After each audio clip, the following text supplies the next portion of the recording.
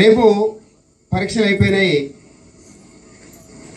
Holidays ఏప్రిల్లో. మీకు holidays 10th class వాళ్ళకి జూ పార్క్ వెళ్దాం అనుకున్నాం. ఎందుకు అంటే తనకు రీజన్ ఉంది. ఎందుకు? అక్కడ ఒకటి స్పెషల్ అట్రాక్షన్ గోరిల్లా ఉంది. ఆ గోరిల్లా ఏంటంటే వచ్చిపోయాడు అందరు సందర్శకులందరినీ కూడా టైం పాస్ చేస్తుంది. దానికి ఒక స్పెషాలిటీ ఉంది. అందరూ అందుకోసమే అక్కడికి ఏం చేస్తున్నారు, సందర్శక విజిటర్స్ వస్తూ ఉన్నారు. కానీ ప్రొపరేటర్, యజమాని, మేనేజర్ ఎవరంటే నవీన్.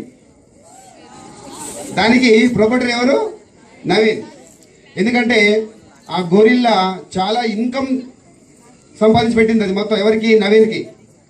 అనుకోకుండా ఒక రోజు చచ్చిపోయింది, గోరిల్లా చచ్చిపోయింది. మరి ఎట్లా? ఇన్ని రోజుల నుంచి బాగా ఇన్కమ్ వస్తుంది, మరి ఈరోజు నా పరిస్థితి ఏంది, ఎట్లా డెవలప్ చేసుకోవాలని చెప్పి ఆలోచన వచ్చింది. ఒక పేపర్ ప్రకటన చేశాడు. ఏంటి అంటే 6 అడుగుల ఎత్తున్నటువంటి ఆజానుభావుడు, బాగా యాక్టివ్గా ఉన్నవాడు, హుషారుగా ఉన్నవాడు, నెల తగిన శాలరీ ఇస్తామని చెప్పేసి ప్రకటన చేశారు. నెక్స్ట్ చాలా మంది ఇంటర్వ్యూకి వచ్చారు. ఆ ఇంటర్వ్యూలో ఒక వ్యక్తి సెలెక్ట్ అయ్యాడు. అతనికి ఏం చెప్పారంటే, నువ్వు ఇంతకుముందు ఎక్కడ పనిచేస్తున్నావు? నేను పలానా దగ్గర పనిచేస్తున్నాను, నాకు 10,000 జీతం వస్తుంది, నేను 50,000 ఇస్తాను, ఇక్కడ నువ్వు పనిచేయి. ఏంది ఇన్స్ట్రక్షన్స్ అంటే, చచ్చిపోయినటువంటి గోరిల్లా చర్మం ఉంది, దాన్ని వేసుకోవాలి, వేసుకొని గోరిల్లా బోర్డులో ఉండి గోరిల్లా లాగా యాక్ట్ చేయాలి. ఇక్కడ వినమ్మా, నీకోసం చెప్పేది. నేను పిచ్చోని ఇంకా నాకు నేను చెప్పుకోలేదు. నేను ఫస్ట్ ఇక్కడ స్టోరీ విని ఫస్ట్ ఇక్కడ మెసేజ్ చాలా ఇంపార్టెంట్. ఏం చేయాలి? గోరిల్లా చర్మం వేసుకొని ఆ బోర్డులో ఉండి గోరిల్లా లాగా యాక్ట్ చేయాలి. ఓకేనా? నెలకు 50,000 ఇస్తా. నవీన్ అన్నాడు 50,000 ఇస్తా. ఈ విషయం ఎవరు చెప్పదు బయటలో, ఎందుకంటే నా బిజినెస్ ఎవరు తింటారుగా మళ్ళీ, అవునా కదా? అయితే ఈ విషయం మనకు తెలియదు. మనం అంతా ఏం చేసినా, ఒక రోజు మనం కూడా అందరు పోతున్నా చూద్దామని మనం పోయినాం. సేమ్ నిజంగా గొరిల్లా అనుకున్నాం. మనం కూడా మొత్తం చూసినాం, తిరిగినాం, అంతా అయిపోయింది. మనకు ఒక బుద్ధి పుట్టింది. లాస్ట్ క్రికెట్ అంటే ఇష్టం కదా మనకు, మ్యాచ్ ఆడాలనుకున్నాం. అక్కడ ఆడుతున్నాం. అందులో ఉన్నటువంటి గోరిల్లా వేసినటువంటి ఆయన పేరు ఏం పేరు అనుకుందాం? అతని పేరు ఏం పేరు అనుకుందాం? ఎస్ లోకేష్ అనుకుందాం. ఏమనుకుందాం? ఎస్ లోకేష్. ఓకేనా? ఎస్ లోకేష్కి క్రికెట్ అంటే చాలా ఇష్టం. ఆ రోజు టీవీలో క్రికెట్ మ్యాచ్ వచ్చిందంటే ఆ రోజు జాబ్కు సెలవు పెట్టేసి ఇంట్లో కూర్చొని టీవీ చూస్తాడు. టీవీ ముందర కూర్చొని క్రికెట్ చూస్తాడు. ఇతను మ్యాచ్ చూస్తూ ఉన్నాడు. ఈ బోన్లో ఉన్నట్టు అందరు ఎవరు కనపడటం లేదు. ఏం చేసిందంటే ఆ బోన్ పైకెక్కి చూస్తూ ఉన్నాడు, మ్యాచ్ చూస్తూ ఉన్నాడు. లాస్ట్ ఓవర్, లాస్ట్ బాల్ 6 కొట్టారు. అతనికి ఇసగా 6 అని గట్టిగాడు. పక్క బోన్లో పడ్డాడు. పక్క బోన్లో ఏముంది? పులి ఉంది. చూసుకో, పులి అంటే ఎవరికైనా భయం కదా. లాలా పడ్డది, దెబ్బకి లాలా పడ్డది. అది అసలే 1 మంత్ నుంచి దానికి మాంసం వేయలేదు. అసలే ఆకలితో బాగుంది. గాడ్రు అన్నది. దగ్గరికి వస్తుంది, చావు దగ్గరికి వస్తుంది. దగ్గరికి వచ్చాడు, వణుకుతున్నాడు. హెల్ప్ మీ గట్టిగా అరిచాడు. దగ్గరికి వచ్చింది, టచ్ చేయగానే లోకేష్ భయపడకు, నేను వేరుండి అన్నాడు. అర్థమైందా? ఫస్ట్ పులి చూడగానే ఏమనిపించింది? భయం అనిపించింది. తర్వాత పులి కథ తెలిసాక ఏమనిపించింది? రిలాక్స్ అయిపోయింది. ఫస్ట్ నిజమైన పులి, రెండోది డూప్లికేట్ పులి. అట్లాగనే సబ్జెక్ట్ అంటే కూడా ఫస్ట్ భయం ఉంటుంది. మ్యాథ్సా, అమ్మో నా వల్ల కాదు, చాలా హార్డ్ ఉంటుంది. ఎట్లా భయపడుతుందో చదువు చూసి పులిలాగా భయపడతాడు. సైన్సా, అమ్మో. తెలుగా, హిందీయా, ఇంగ్లీషా, ఒక్కొక్క సబ్జెక్ట్లో ఒక్కొక్క ఫోబియా ఉంటుంది, సబ్జెక్ట్ ఫోబియా. దానివల్ల ఏమవుతుంది? సబ్జెక్ట్లో ఏమవుతుంది? డిలా అయిపోతుంది. దాన్ని నెగ్లెక్ట్ చేస్తాడు, దాంట్లో వెనకబడిపోతాడు. ఇష్టమైన సబ్జెక్టే పట్టుకుంటాడు, వానికి ఏ ఇష్టమైందో అదే పట్టుకుంటాడు, దాన్ని మాత్రము వదిలేస్తాడు. కానీ దాని రియాలిటీ తెలిస్తే రిలాక్స్. మ్యాథ్స్ ఉన్నది, ఫస్ట్ టఫ్ అనిపిస్తుంది, దాని రియాలిటీ తెలిస్తే ఓ ఇంతేనా మ్యాథ్స్, రిలాక్స్ వచ్చేసింది. ఏదేనంటే మనం కూడా ఏం చేయాలి, ఛాలెంజ్గా తీసుకోవాలి. లైఫ్లో ఏ విషయమైనా సరే, అది సబ్జెక్ట్ కావచ్చు, పరీక్షలు కావచ్చు, లైఫ్లో ఏదైనా సరే ఏం చేయాలి, ఛాలెంజ్గా తీసుకోవాలి. ఒక అడవిలో జింక ఉంటుంది. ఆ జింక ఏం చేస్తుంది, అతి వేగంగా పరిగెడుతుంది. ఎందుకు, పులి వెంటబడుతుంది కాబట్టి దాన్ని తప్పించుకోవాలి. ఇది వేగంగా పరిగెపోతే ఏమవుతుంది, పులికి ఆహారంగా అవుతుంది. పులి కూడా అంతే వేగంగా పరిగెత్తాలి, లేకపోతే ఏమవుతుంది, దానికి కడుపు మాడిపోతుంది. దానికి అది ఛాలెంజ్, దీనికి ఇది ఛాలెంజ్. ఛాలెంజ్ మనకు లేవా, ఉన్నాయా? మనకు ఛాలెంజ్ ఉన్నాయా? తీసుకుంటున్నారా? లైఫ్లో ఛాలెంజ్ తీసుకున్నారా ఎప్పుడైనా? ఛాలెంజ్ ఉండాలి, లక్ష్యాన్ని పెట్టుకోవాలి. ఒక లక్ష్యాన్ని మనం పెట్టుకుంటేనే ఆ లక్ష్యంలోనే సక్సెస్ మనకు కనపడుతుంది. లక్ష్యం లేకపోతే విజయం లేదు, సక్సెస్ లేదు. చూడండి, మీకు ఒక విషయం చెప్తాను, ఇది రియల్ స్టోరీ. అరుణిమ అనేటువంటి ఒక 23 సంవత్సరాల అమ్మాయి, రియల్ స్టోరీ అమ్మ, బాగా వినండి.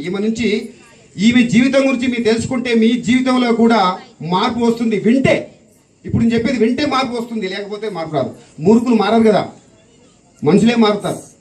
ఇక్కడ వినండి. ఫస్ట్ అరుణిమ అనేటువంటి 23 సంవత్సరాలటువంటి అరుణిమ, ఆమె లక్నో నుంచి ఢిల్లీకి రైల్లో పరిగెడుతుంది, రైల్లో పోతుంది, రైల్లో ఏం చేస్తుంది, ప్రయాణం చేస్తుంది.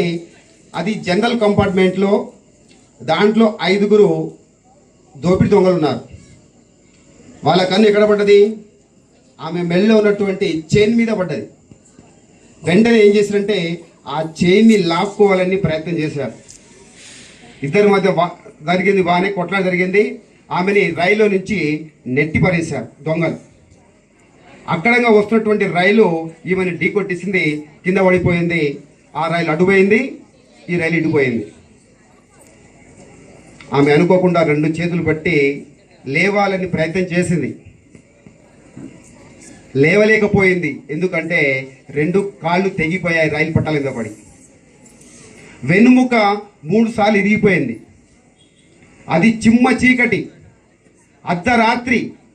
సహాయం కోసం అర్థించింది, ఎవరు కూడా సహాయం చేసి. చీకట్లు ఎవరు చేస్తారు చెప్పండి, ఎవరుంటారు అక్కడ? రక్తం ధారగా ప్రవహిస్తుంది. ఆ రాత్రి తెల్లారేసరికి 49 రైళ్లు ఆమె పక్కమడిపోయాయి. చూసారా ఎంత? చూడండి, తెల్లారింది.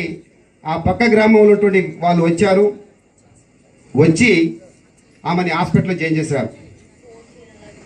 తెల్లారి ఏమైంది తెలుసా, పేపర్ ప్రకటనలో అరుణిమ అనేటువంటి ఆమె రైల్లో టికెట్ లేకుండా ప్రయాణం చేస్తుంది.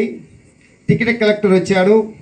రాగానే ఏమైంది, ఆమె రైల్లో నుంచి దిగిందని చెప్పేసి టీవీలలో పత్రికలలో వచ్చింది. నెక్స్ట్ ఏమొచ్చింది, ఆమె ఆత్మహత్య చేసుకుని వచ్చింది. వాళ్ళ పేరెంట్స్ హాస్పిటల్ చేరుకున్నారు. ఇది నిజం కాదు, ఇది అవాస్తవము అని చెప్పేసి మొత్తుకున్నారు. వాళ్ళ గోడు ఎవరు పట్టించుకోలేదు. ఎందుకు? మిడిల్ క్లాస్ ఫ్యామిలీ కాబట్టి ఎవరు పట్టించుకోలేదు. ఆమె ఆ బెడ్ మీద పడుకొని ఒక్కటే నిర్ణయించుకుంది అరుణిమ. ఏమని? మీ మిడిల్ క్లాస్ వాళ్ళు కదా, మమ్మల్ని ఎవరు పట్టించుకోవట్లేరు, నేను కూడా ప్రపంచంలో టాప్ పొజిషన్కి ఎదగాలి, ప్రపంచానికి నా మాటలు వినిపించాలి అని చెప్పేసి ఒక్కటే నిర్ణయించుకుంది. ఒక లక్ష్యం పెట్టుకుంది. ప్రపంచంలో ఉన్నటువంటి ఎవరెస్ట్ శిఖరం ఏదైతే ఉందో దాన్ని హదురించాలి అనుకున్నది. అవునా? ఇదే విషయము ప్రపంచంలో ఎవరెస్ట్ శిఖరానికి జతేంద్ర పాల్ అంటే కలిసింది. ఆయన కూడా రికార్డ్ చేశాడు. ఆయన కలిసింది, ఆయన హెల్ప్ సహాయం తీసుకోవాలని చెప్పేసి అనుకున్నది. అతను కలిసింది. సార్, నేను మీ సహాయం కావాలి, నేను ఎవరెస్ట్ శిఖరం ఎక్కాలనుకున్నాను అనగానే, ఈ పరిస్థితిలో నువ్వు ఎవరెస్ట్ శిఖరం ఎక్కాలనుకుంటున్నావా? ఆ ఆలోచన నీకు వచ్చింది అంటే నువ్వు ఎక్కేసావు, ఎవరెస్ట్ శిఖరం ఎక్కేసావు. ప్రపంచానికి మిగిలింది ఏం తెలుసా? డేట్ మాత్రమే మిగిలింది అని అనేసాడు. 56 కిలోమీటర్లు ప్రయాణం చేసింది. పొద్దున్న 4 గంటలకు క్యాంపు పోయింది, ప్రాక్టీస్ చేస్తుంది. ఇక ప్రాక్టీస్ చేస్తుంటే కాళ్ళు ఉండాలి కదా, రక్తం కారుతా ఉంది. ప్రాక్టీస్ చేసింది 2011 ఆగస్టు 11వ తారీఖు రోజు యాక్సిడెంట్ అయింది. 2 సంవత్సరాల తర్వాత ఈరోజు ప్రాక్టీస్ చేసింది. 2013 మే 21న ఎవరెస్ట్ శిఖరాన్ని ఎక్కేసింది. నడవాలంటే కాలు ఉండాలి కదా, మరి ఎవరెస్ట్ ఎక్కాలంటే ఆమె అంటుంది అంగవైకల్యం దేనికి? శరీరానికి. చాలామంది ఏం చేస్తున్నాం, మనకు కాళ్ళు ఉన్నాయి, చేతులు ఉన్నాయి, మనకు లక్ష్యం లేదు. తెగిపోయిన గాలిపటలలాగా ఎంజాయ్ చేస్తూ ఉన్నాం, ఒక లక్ష్యం లేదు, ఏమీ లేదు. ఆమెకి ఏంది, ఫిజికల్ మాత్రమే హ్యాండిక్యాప్డ్, కానీ మెంటల్లీ కాదు కదా. మెంటల్లీ పర్ఫెక్ట్ ఉంది. మనము ఫిజికల్ పర్ఫెక్ట్ ఉన్నాం, మెంటల్గా వీక్ ఉన్నాం. అంతేనే కదా, అవునా కదా? మనకు కూడా ఎవరైనా సరే బలహీనుని బలవంతులు చేస్తుంది, బలవంతుణ్ణి బలహీనులు చేస్తుంది. ఏంటది? ఆత్మవిశ్వాసం, సెల్ఫ్ కాన్ఫిడెన్స్. ఆ ఆత్మవిశ్వాసం అంటే నీ మీద నీకు నమ్మకం ఉన్నప్పుడే నువ్వు ఏదైనా చేయగలవు, ఏదైనా సాధించగలవు. చదువుకుంటేనే ఫస్ట్ మీరు ఉన్నారు. రేపు 10వ తరగతిలో పాస్ కావాలంటే ఏం చేయాలి? ఒక లక్ష్యం. ముఖ్యంగా 9th క్లాస్ వాళ్ళకి చెప్తున్నాను. నేను మొత్తుకున్నాను, రోజు మొత్తుకుంటూనే ఉంటాను వాళ్ళతోటి. వీడు పిచ్చోడు అనుకుంటున్నాను, నేను చెప్తూనే ఉంటాను. మోటివేషన్ క్లాసెస్ చెప్తూనే ఉంటాను, నా సొంత పిల్లలాగా భావించి చెప్తాను. కానీ వినరు కదా. దీని ఫీలింగ్ ఎప్పుడు వస్తుందా? రేపు అనుభవించిన తర్వాత అరే తినరా అప్పుడు బాధపడతారు. వస్తుందా? ఇప్పుడు వెళ్ళిపోతున్నారు, మళ్ళీ 10th క్లాస్ వస్తుందా? ఈ ఫీలింగ్ వస్తుందా? రాదు కదా. 9th క్లాస్ వాళ్ళు 10th క్లాస్ చెప్తున్నాను, మీరు కూడా ఎప్పటి నుంచి ఒక లక్ష్యం పెట్టుకోండి. చదువుకుంటే ఎంతటి లక్ష్యాలను సాధించగలము, అవునా కదా? మీ లక్ష్యం ఏంటి రేపు? మీ లక్ష్యం ఏంటి? ఇప్పుడు 10th క్లాస్ పాస్ కావాలి. మీ లక్ష్యం ఏంటి? నెక్స్ట్ 1 year కష్టపడాలి, బాగా కష్టపడాలి, గురువులు చెప్పింది వినాలి, అమ్మ నాన్న చెప్పింది వినాలి, చదువు శ్రద్ధ పెట్టాలి, లక్ష్యాన్ని చేరాలి, పోవాలి, చేరుకోవాలి.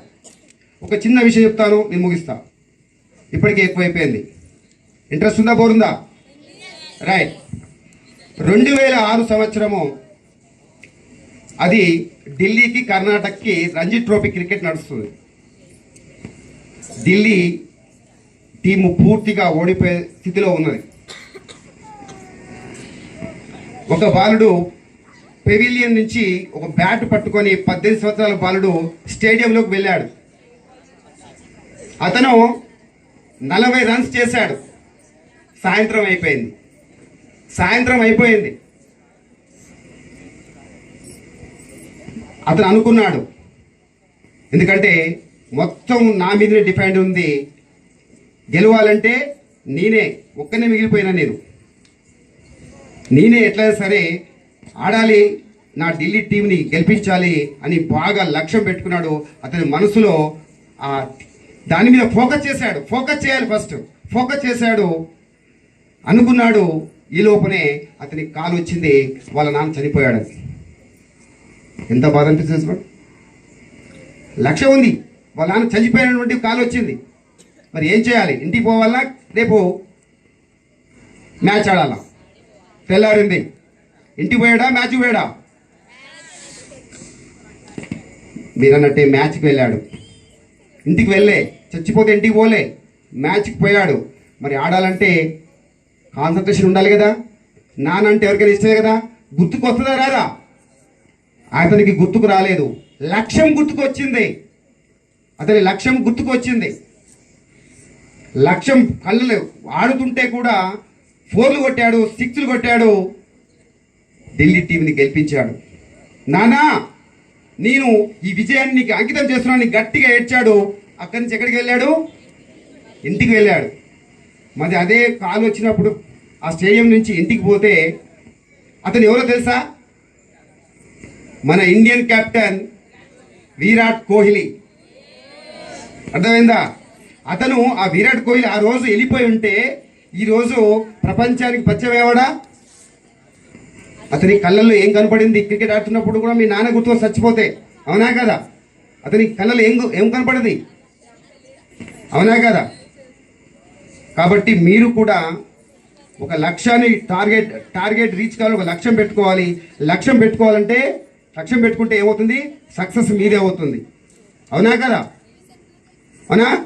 రేపు మీరు కూడా 10th క్లాస్లో మంచిగా రాయండి, మంచి రిజల్ట్ తీసుకురండి. ఇప్పటి వరకు ఉన్నటువంటి బ్యాడ్ నేమ్ని పోగొట్టుకోవాలంటే మీరు రిజల్ట్ చూపించాలని కోరుకుంటూ మీకు అందరికీ బ్లెస్సింగ్ ఇస్తూ సెలవు తీసుకుంటున్నాను.